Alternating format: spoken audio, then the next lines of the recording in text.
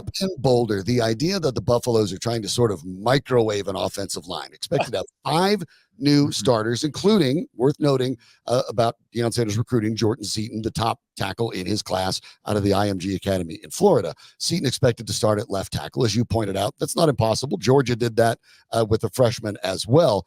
But all 5 guys potentially being new. And there's no argument that the offensive line last year wasn't very good, 56 sacks on Shawn Sanders, not all of them attributable to the line. But the line had to get better. On one hand, I feel like Sanders is sort of stuck because you have to get the line better. And they probably could get 5 better starters. They can be more talented at every position. But offensive line takes a while, of course, to get everybody on the same page. But if you're Sanders, what do? You've got to start with the talent and try to get it better before you worry about having to spend more time for these guys to get used to each other, right? Yeah, that's the thing about, and Shawn and Sandy, thank you for having me. Belated happy Memorial Day to you guys. It's not a plug and play position. It's a unit. And because you've got a program and a coach who kind of sees things from the NFL down and how they could apply, he just says, well, how is this any different from signing 6 free agents or 7 free agents and saying, got to learn this in 5 months, 3 months, go? Well, one, no NFL team signs 6 new linemen in offseason 1. The cap won't let you, right? You might draft some. You might have 6 new ones, but that's also on the high side. 2, nobody is bringing 10, 11 of them. Sorry, we did a count.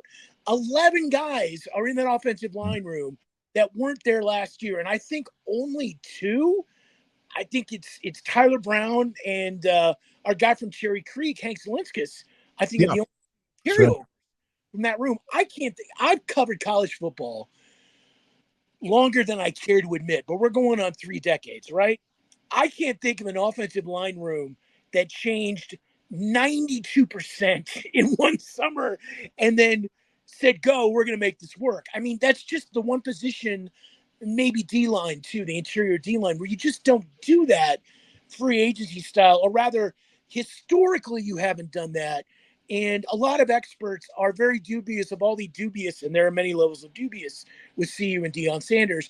That's the one, just from a football standpoint, where most people who are experts and who in the column you're referring to today are like, whoa. It's not the same game, one. It's not the NFL.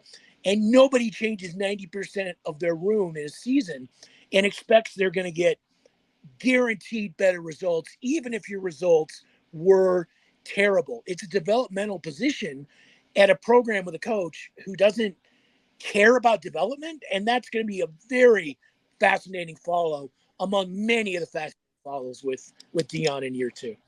Among the many good points he made, and you're the best at doing this, you often go outside and find an expert such as Jeff Schwartz, who is an analyst for Fox Sports now, and he helps you with your argument. And in this case, the most impressive point I thought, and I'd love to hear your thoughts, is the fact, and you pointed this out, but I'm sure he referenced it, that last year Georgia, LSU, Oregon, and Washington were among the leaders in the award sweepstakes, the Joe Moore Award for 2023, presented to the best offensive line unit in the country. And those 4 had obviously 20 offensive linemen. How many came out of the portal? 2? Am I right about that? 2 portal guys out of 20 starters. I mean, it's back to the math again. You have this. I love many things, and everyone's, oh, Keeler hates Deion. No, I love Deion because I love anything that's entertaining. We've talked about this on the show. Guys who try to make the impossible. I love a magic show. I love trying to make the illusion something reality. How do you make this work? You have a position where the 4 best offensive lines last year, who are the finalists for the Joe Moore Award, Sandy, as you point out, were 90% continuity guys who had been there 2 or more years. And that's your bar, right? Like this is where we want to go. We want a top 10 offensive line. Okay, here's what a top 10 offensive line looks like. One. Now, instead, we're going to get a 90% all new guys. And we're going to try to build something that's equivalent or pretty close because we think we can be a playoff team. Although I've noticed Deion has backpedaled off that very significantly. Now it's bowl team. In the last few months. Now it's a bowl team. Notice in January, I'm not going to say it's because the fat guy in the post called him out on the baloney or whatever word you want to use of presuming it to be a playoff team in the winter. And that was kind of the point of that January hit piece, it was called. I never said they weren't going to be a bowl team. I said that you're crazy if you think they're going to win 11, 12 games. And that suddenly, now it's like, we want to get Miss Peggy back to a bowl, which I think is reasonable and probably should have been the bar all along. So you're not going to get to a playoff level offensive line with that much turnover. Historically, it just hasn't happened, let alone with a true freshman left tackle. Because, yes, Georgia's tackle was a freshman last year. He was also a redshirt. So he got hurt last year and spent the year. What do you do traditionally when you're a lineman, a true freshman, even as good as you are, and you get hurt in that first season? You spend a year lifting weights. You spend a year getting stronger. You spend a year bulking up. So he was really ready to hit the ground running in a way that I'm not positive even Jordan Seaton, as talented as he is and as advanced as he is for his age, he's still going to be a 19-year-old lineman playing against grown-ups. We've still got, help me guys with the math on this, we've still got 24-year-olds, right? We've still got the last years of COVID guys. So you've still got a pretty wide range of ages. I think we're phasing that out next year, some of guys who won't have that COVID year. Who'll be 5 years removed. So then they wouldn't have that year. Again, it's a lot of flaming torches in the air to try to juggle in one place. And I'll be fascinated to see what that looks like. And especially with the offensive line, because again, nobody's ever done it. And let me give credit where it's due. If they're 3-0 and they're ranked, and if they're 3-0, again, they will be, and they're looking great, and everything's on the table for those first 3 weeks. Because I know you guys have looked at that schedule and you've talked about it. Like literally anything's possible. I mean, hats off to them because they will have rewritten the rule book again in a rule book that's already being rewritten by the day as the NCAA takes legal loss after legal loss and looks to get out of that. I'll tip my cap to them if they're as good as they say they can be right out of the chute up front, because nobody's ever done it. We're talking with Shawn Keeler, a writer for the Denver Post. Shawn, I guess this would be what I'd ask. If you were Deion Sanders, and I agree with your point that it's NFL down, the idea of development is not a priority. It's really almost treated as if it were pros because, let's face it, now college football to a certain extent really is that way. But at the same time, I guess I do look at it and want to go back to my original premise here.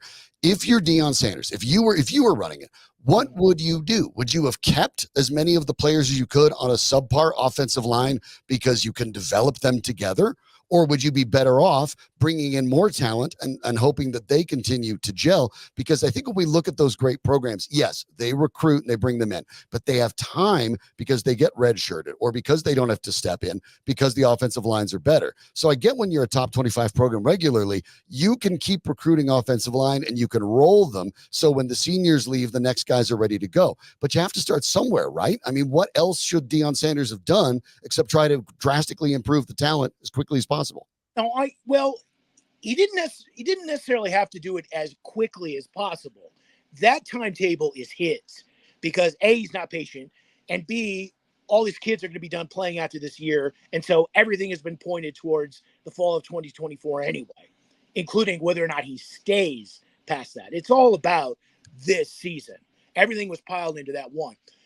Two, I think to answer your question specifically, you've got 8 or 9 not great offensive linemen. What do you do? And you want to be better right away. I think there's probably a happy medium, Shawn, that there's 5 in, 5 out, 6 in, 6 out, somewhere in there, and not 10 out, 11 in. I mean, we're literally talking an entire 2 deep. Yeah. We talk about math. It's 10 guys. I mean, literally, you're doing that whole thing over again. I think there is a happy medium there again, where I see your point and I understand the urgency. And certainly there is some when also well, I think Travis Hunter's your best player, but your best pure offensive player is also your son. And he is also an NFL quarterback. And he is also legitimately an excellent college quarterback, that it does behoove you to speed up the investment as quickly as you can to maximize that final year you have of him going into this schedule and with this roster. I'm with you there. I do think there's a slightly slower gear of which you can do that and make it work maybe, but we're going to find out because 11 new guys, again, we love staring at history, and we're going to see it. We'll find out. And I guess that's your point is, what if it actually works, right? And, I mean, what if it works? Then maybe we are seeing the reinvention on the fly. It might. I'm always willing. Here's the thing that's great. We've talked about this too. With everything with Deion Sanders, one of the great things and things I love about him too, they're saying it on the record. I love Deion. One of the things I love about Deion is anything is possible. 0-3 is possible. Aliens landing is possible. Donald Trump showing up to a game on the sidelines, possible. Everything is possible. And when that's the case, Deion retiring after 4 games, possible. You have to just kind of, I guess, be ready to zig and zag in any direction and just prepare yourself for the impossible, because we've kind of already seen it. His premise seems to be, with regard to the offensive line, his premise seems to be that it's worked in the NFL with free agents joining teams, and it can work with us because we have a lot of coaches with NFL experience. And I assume he believes his coaching staff is much stronger this year than it was a year ago. But at least here locally, I don't know that it worked that great. The 2 expensive free agents that they signed on the offensive line were Powers and McGlinchey, and they weren't very good.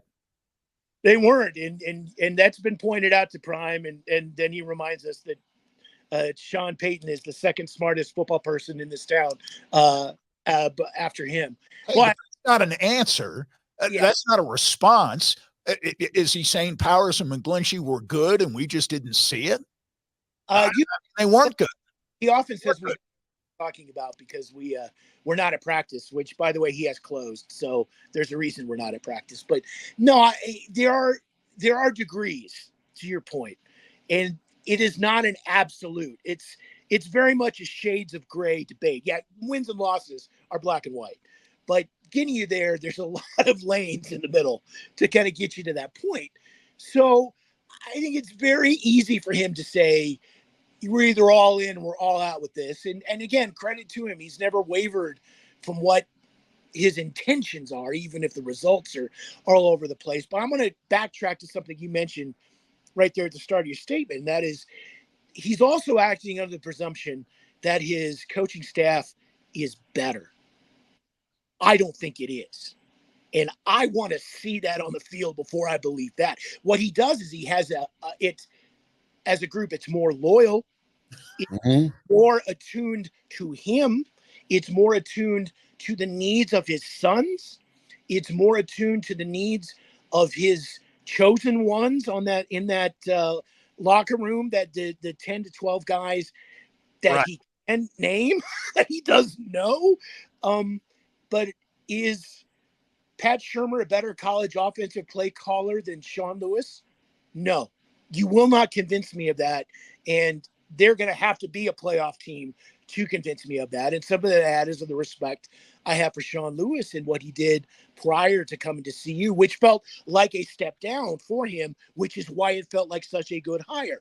Again, we're conflating things here. We revised the history based on, Prime's view of this. Well, this guy was anybody you leave. That's the other thing with Prime's view of the world. If you leave or you cross him or you step in his way, you're wrong. You're a bad guy. You're a loser.